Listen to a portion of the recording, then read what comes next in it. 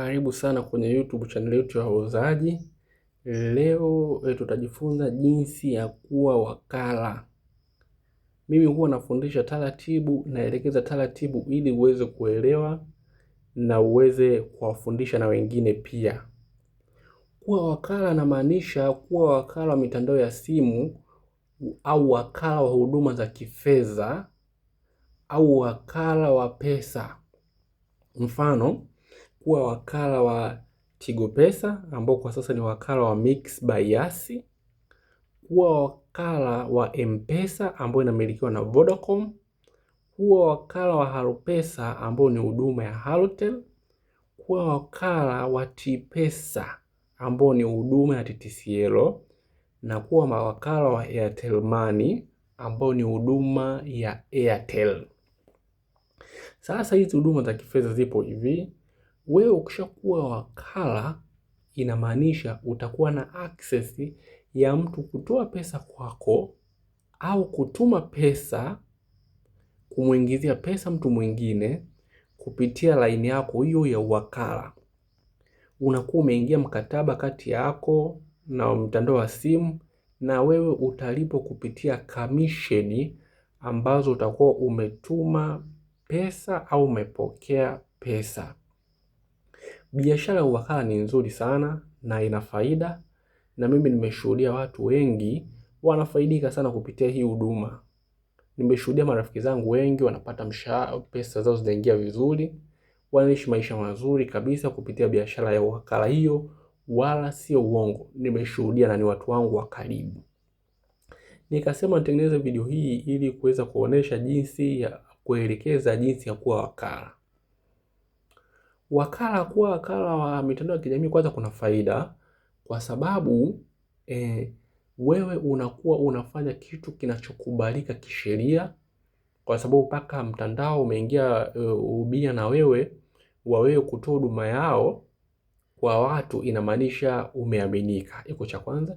Cha pili, itapatia pesa, kwa sababu commission unayolipa actually ni nzuri, kwa sababu kadri unavyofanya miamala mingi ya kutoa au kuingiza ndo kadri pesa yako inazidi kuongezeka. Kwa hiyo ni nzuri sana sana sana. Mimi mwenyewe nishe kumiliki na mpaka sasa namiliki, lakini kama side hustle, yani ni kama biashara ya pembeni ambayo nimemweka tu mtu, lakini mwisho wa siku nikitoa faida yake, nikitoa pesa yake, na mimi nabaki na faida yangu nzuri, wala bila shaka. Hiyo naongea kitu cha ukweli kabisa. Maana mwisho wa siku nikitoa mfano, mwisho wa siku nikitoa pesa za matumizi na pesa za nanilii za yule mtu ambaye nimemwajiri pale, nikatoa na kodi, bado nabaki na pesa nzuri ya kusave, na maisha kidogo yanapunguza ukali wa umaskini. Kwa ili kuwa wakala, moja kwa moja, cha kwanza kuna vitu vinahitajika. Cha kwanza lazima uwe na namba ya simu mpya kabisa. Baada ya hapo ukichukua ile, au tuchukulie mfano unaenda bila kitu chochote moja kwa moja mpaka kwa mtandao. Mfano kwenye Tigo unaweza kaenda mpaka Tigo Shop, yani duka la Tigo, au Yas kwa sasa, au Yas Store. Umeona hiyo ya kwanza, unafika mpaka kule. Au unaenda kwenye duka la Vodacom Shop, au kwenye duka la Halotel, au kwenye duka la Airtel, au kwenye duka la TTCL. Unaenda kuongea nao pale, watakwambia vitu vinavyohitajika. Mfano wanataka kitabu chako cha NIDA. Mfano pia watakwambia wanataka labda tuchukulie mfano TIN namba yako. Kuna muda wanaweza wakadai na leseni ya biashara au mkataba wa pango, lakini hiyo sio lazima, inategemeana nao wenyewe kwa sababu zao wenyewe. Wanaweza wakataka hivyo, lakini ni vitu ambavyo unaweza kuongea nao wakakushauri ufanyeje, weke vizuri vipi ili uweze kukidhi matakwa yao. Maana kwao wewe kujiunga ni faida kwao, na wewe ni faida pia. Mitandao ya kijamii inanufaika na wewe kwa sababu inasaidia wewe kuwafikia watu wao kwa haraka, watu kupata huduma kwa haraka zaidi. Hiyo ni faida kwao, na wewe faida unaipata kwao ni kubwa, kwa sababu wewe unaweza pata pesa ya kukidhi mahitaji yako pia. Umeona hiyo? Kwa hiyo wewe ni faida pia kwako. Kwa pale watakuelekeza kwa unyenyekevu kabisa, watakuelekeza taratibu, watakuelekeza kwa upendo.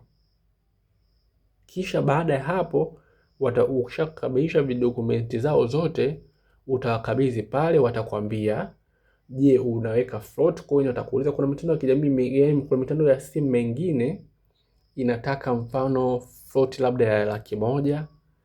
Umeona? Lakini kikubwa watakwambia kutokana na wao wanavyoona ni sahihi, ile float ambayo wao wanahitaji utaweka tu pale, na ile pesa utaweka pale kwenye line yako hiyo ya uwakala.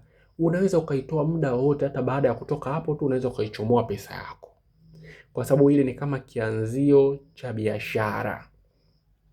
Baada ya hapo wewe utaanza kufanya biashara yako. Pia watakuwa wanakupa kuelimisha, na pia utajifunza kupitia mawakala wa jirani zako, maana kuna vitu kama wakala mkuu, kuna maneno kama float, kuna maneno kama kuna jinsi ya kuangalia faida uliyoingiza kwa siku hiyo, kuna jinsi ya kuangalia kuna jinsi ya kuwasiliana na huduma kwa wateja.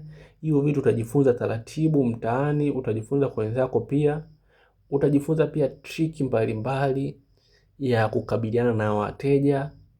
Utajifunza pia namna ya kukabiliana moja kwa moja na matapeli, au ujue mtu akija kwa njia gani huyo kuna uwezekano mkubwa akawa ni tapeli. Kwa sababu changamoto kubwa ya biashara ya uwakala ni umakini. Inabidi mtu unakuwa makini. Ndio maana unakuta mawakala wengi wapo makini sana, maana unajua huduma ya uwakala ni huduma ya kipesa, na kama unavyojua kwenye swala la pesa watu wengi wanakuwa na tamaa. Mtu anakuja pale saa nyingine kumbe ni yake ni utapeli, lakini ukishakuwa tu mzoefu, wala hivi vitu visikutishe, maana mtu utamshtukia kabla yeye hajajishtukia.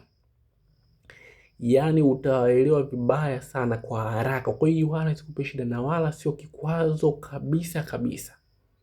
Wewe kikubwa tu ni kuwa makini kwa kila muamala unaofanya, kuwa makini na kila jambo unalowaza. Tuliza akili kwenye biashara yako, wala usipate shida yoyote. Wasikudanganye watu sijui matapeli, sijui watu wanaibiwa commission. Ni uongo tu, kwa sababu hivi vitu vinaepukika na vinajulikana. Utajifunza, mtu anakuja pale anataka atoe pesa, utajifunza kupitia kwake. Mtu mwingine atakupa story, utajifunza kupitia kwake. Mwisho wa siku utaingiza faida kubwa, na faida zipo, na wala usikate tamaa kabisa. Karibu sana, usiache kusubscribe. Video kama hizi na nyingine nyingi tayari zipo. Karibu sana.